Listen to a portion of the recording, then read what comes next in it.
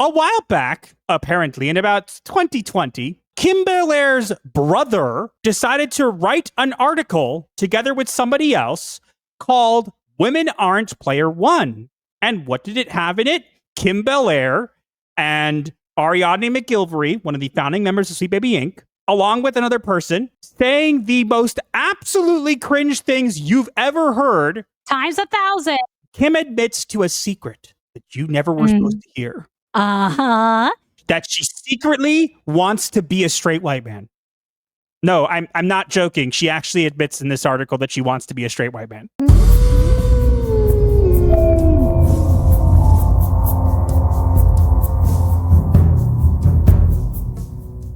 More or less, yeah. She says it differently, but... No. She literally says that she wants to be a straight white man because they get listened to more. Yeah, pretty much. Shall we begin? Women aren't player one. I want to point out right here, you could see this. Sean Hannigan is the brother of Kim Belair.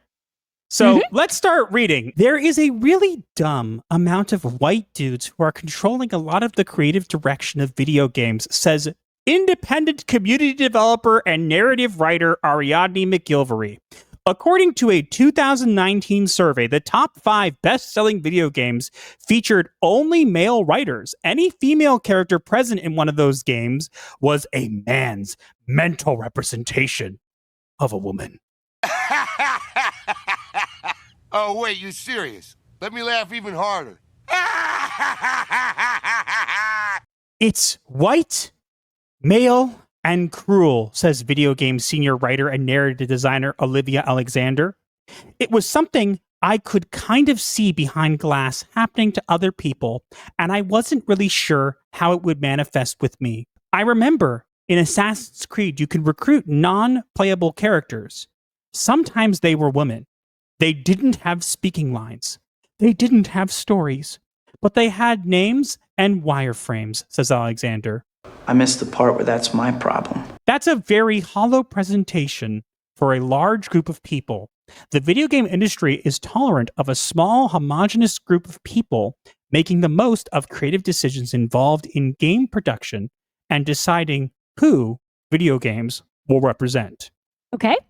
I found out later that the fight that women on that production had to do just to get some non-speaking female bodies in the room was apparently huge, says Alexander. Even women game creators with established credentials have to fight against the rigid demands of those in charge. If I were a white man with some power, they would just listen to me, said Kimberly Belair, an independent scriptwriter, cultural consultant, and narrative designer.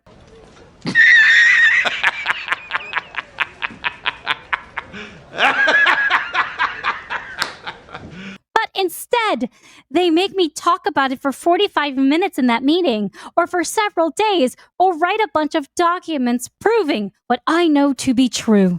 According to Alexander, problems occur when women are a small part of a creative team or are excluded from it. The importance of seeing this character's tits is more important than protecting their lungs. Or their heart, or anything like that. You literally could have taken any woman on the team and put them in the room and showed them concept art and said, "What do you think?" she says. Belair compares insensitivity to a standard programming glitch.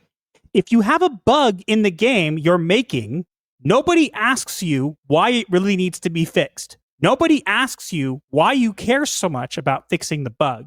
No one wants to be someone who's known to be combative. No one wants to be someone who is known for starting trouble or being negative. You can have that fear that you are ruining someone else's fun, says Belair. Discrimination in the gaming industry often isn't obvious, but for many women trying to establish themselves, the barriers are very real. For a long time, I was very much trying to find a place for myself in the industry. I was never 100% sure if what I was experiencing was real, says Belair. But the demographics are changing. According to the Entertainment Software Association, very, very, very specific and special, 48% of the American video game players are female. Also note that the source is not cited like you would normally do in an actual report. Of course not. This is a puff piece written by Kim Belair's brother and someone else. Good point. Video games don't receive the acclaim and respect that films and television shows do, but Alexander believes that they are the most interactive and engaging media right now. You think? Women in gaming have stepped up to help others trying to enter the industry. Both Pixelus MTL and Women in Games France. That one sounds familiar. Women in Games France, you know, the company that was also run by Audrey LaPrince? And and is connected to Wings Interactive. And this article is written in 2020, so just keep that in mind. Are nonprofit organizations pledging to help marginalized video game creators. Buzzword. These organizations provide workshops, educational seminars, and sponsorships to women looking to develop their skills and work in the industry. Communities like this do not have the funding that top-level games have, but they don't strive to. There is a whole big world of video games out there, and as soon as you kind of leave the AAA nest, you'll find a bunch of diverse games made by diverse teams that are joyful or sad, or, first-person shooters.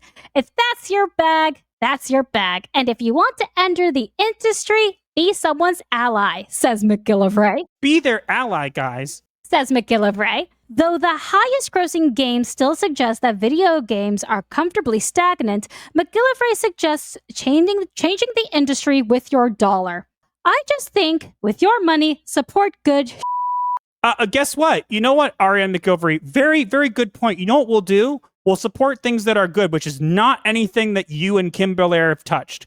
Also, I want to point out right here that I think it's so funny that Kim just blatantly says that if I were a white man, no. Oh, I'd have all the power in the world. If I was if I were a straight white man, I wouldn't have to work so hard.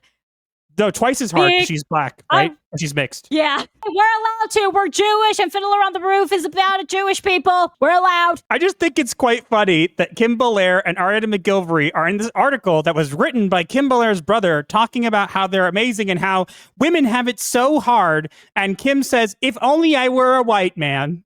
McGillivray suggests changing the industry with your dollar. You just think with your money, support good stuff. Guess what? We will.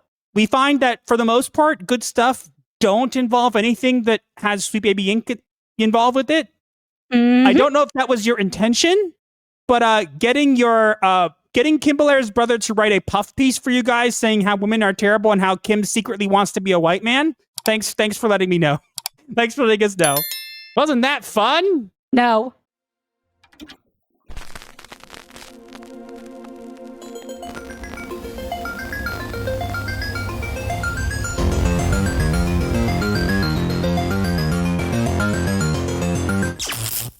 Like the video, break the algorithm style, share with your crew. Escape life's hell, from spooky memes to advice obscure.